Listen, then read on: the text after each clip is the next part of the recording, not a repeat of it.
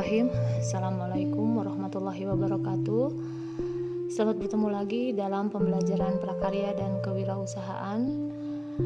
Pada semester genap ini, materi untuk kelas 11 memasuki pengolahan mengenai makanan internasional. Khususnya sekarang kita akan membahas mengenai bagaimana cara menentukan harga pokok produk atau HPP dari makanan internasional.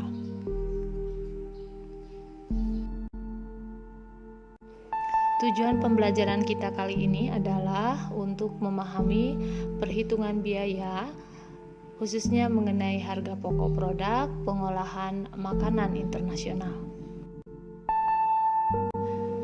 Untuk mempermudah memahaminya, maka kita dapat membuatnya dalam satu persamaan matematis.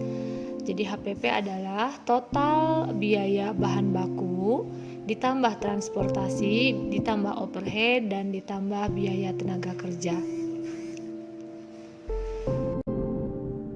Apa yang dimaksud dengan overhead? Overhead itu merupakan semua biaya yang termasuk ke dalam komponen perhitungan HPP tetapi terlibat secara tidak langsung dalam proses pembuatan suatu produk ataupun jasa, tetapi tetap berperan penting dalam keberhasilan menghasilkan produk.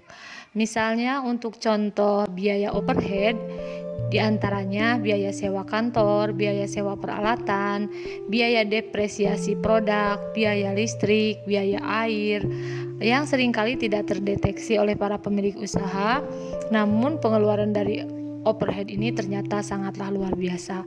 Oleh karena itu, perhitungan HPP harus direncanakan sedemikian rupa agar dalam menentukan harga pokok produk kita itu sudah mengcover biaya overhead.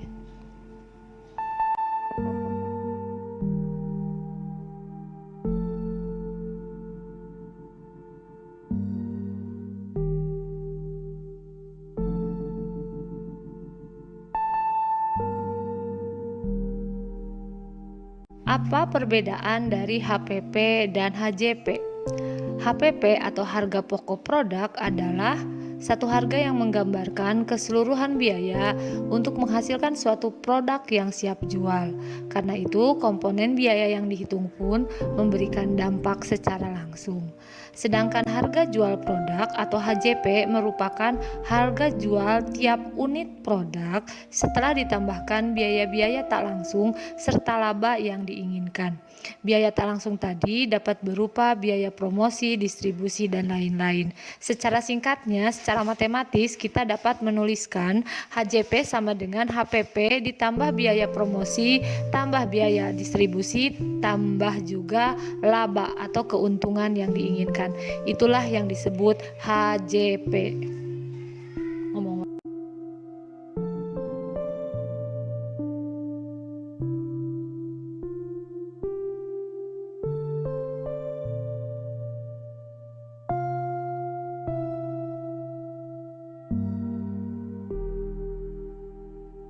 Apakah tujuan dari penentuan HPP atau harga pokok produk? Ada 3 pihak yang memang mendapatkan manfaat dari penentuan HPP ini. Yang pertama untuk perusahaan, yang kedua investor atau kreditor, yang ketiga retailer atau pengecer. Tujuan HPP untuk perusahaan adalah dapat mengukur dan menganalisa efektivitas dan efisiensi penggunaan biaya pembelian dan tenaga kerja.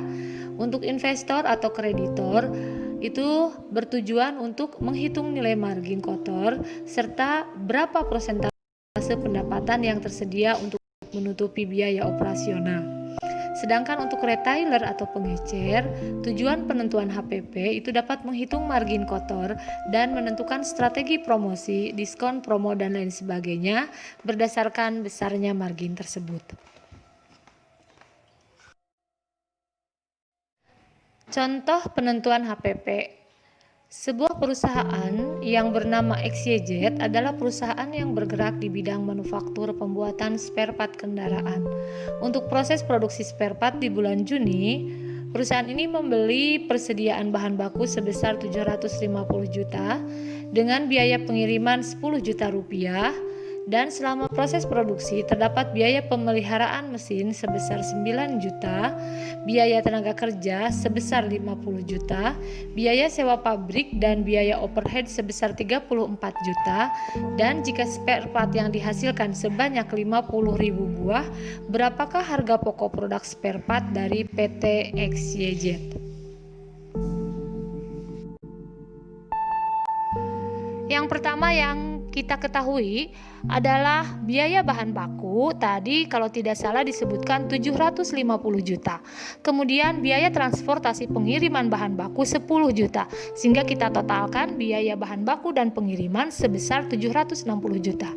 Yang kedua, biaya perawatan mesin itu sebesar 9 juta. Kita tuliskan 9 juta. Kemudian biaya tenaga kerja 50 juta dan biaya overhead, sewa pabrik dan lain-lain, air, kemudian juga PDAM, kemudian juga berbagai kebutuhan yang memang diperlukan gitu ya, itu sebesar 34 juta misalnya. Total biaya yang dikeluarkan itu sebesar 853 juta rupiah. Sehingga kita bisa menghitung HPP dari per unit itu adalah gimana cara jika dihasilkan spare partnya 50.000 buah, maka kita bagi saja 853 juta dibagi 50.000 buah spare part yang dihasilkan, sehingga HPP per unit itu 17.060 rupiah per spare part. Nah, itu teh baru HPP yang kita hitung. Artinya harga pokok produk kita belum punya keuntungan sepeser pun. Tapi semua biaya yang kita keluarkan sudah kita hitung. Nah, sekarang bagaimana kalau kita menginginkan keuntungannya dengan margin 40%? Maka kita tinggal kalikan saja 17.060 rupiah kalikan 40% sebesar 6.824 rupiah. Total dijumlahkan antara HPP ditambah jumlah keuntungan yang kita inginkan 40%, maka jumlah totalnya adalah 23.884 rupiah, atau bisa kita bulatkan 24.000. Jadi HJP atau harga jual spare part itu adalah 24.000. Nah, 24.000 itu kita masukkan ke toko-toko misalnya ya. Oleh si toko-toko dijual lagi jadi 30.000 misalnya ya. Jadi si toko dapat keuntungan misalnya 6.000 ya. Dari harga pokok dari kita harga jualnya 24. Si toko ngambil keuntungan 6.000 per buah spare part misalnya ya. Sehingga kita biasa membeli spare part tersebut dengan harga 30.000 di pasaran. Nah, harga 30.000 di pasaran itu sebetulnya sudah termasuk keuntungan bagi penjual dan keuntungan bagi produsen. Jelas ya perhitungan bagaimana perbedaan antara HPP dan HJP.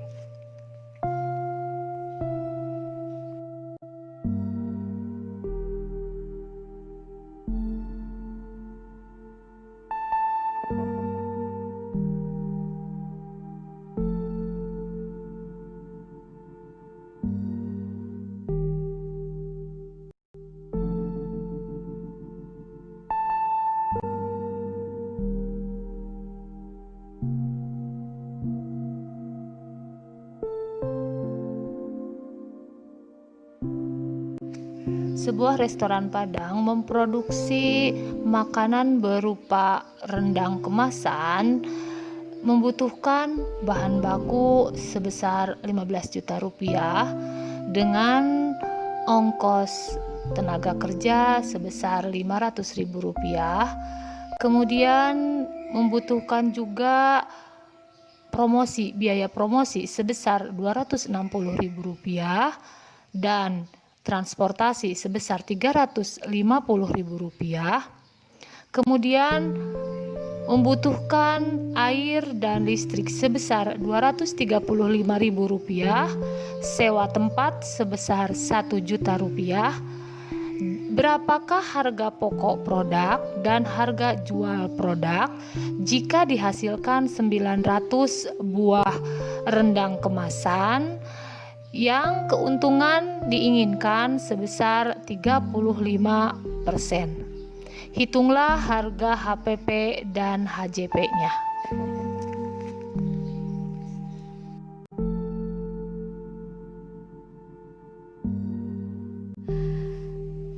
Silahkan bagi mereka yang sudah memilih tantangan untuk dilaksanakan di rumah, bisa memilih ice breaking yang ingin kalian laksanakan. Artinya bisa kalian memilih game. Boleh gamenya berupa teka-teki silang, bisa berupa wood cloud, atau game yang lain. Silahkan, bebas kalian memilih. Setelah beres, kalian isi refleksi untuk mengetahui sejauh mana pembelajaran kita kali ini. Kemudian juga kalau ada masukan ataupun hal-hal yang kurang paham, bisa kalian tuliskan juga di refleksi. Terima kasih. Mohon maaf bila ada kekurangan, masukan dan saran dari kalian sangat Ibu harapkan agar pembelajaran yang bermakna dan menyenangkan bagi siswa serta sesuai dengan gaya belajar kalian itu bisa kita ciptakan bersama. Assalamualaikum warahmatullahi wabarakatuh. Sebuah restoran Padang memproduksi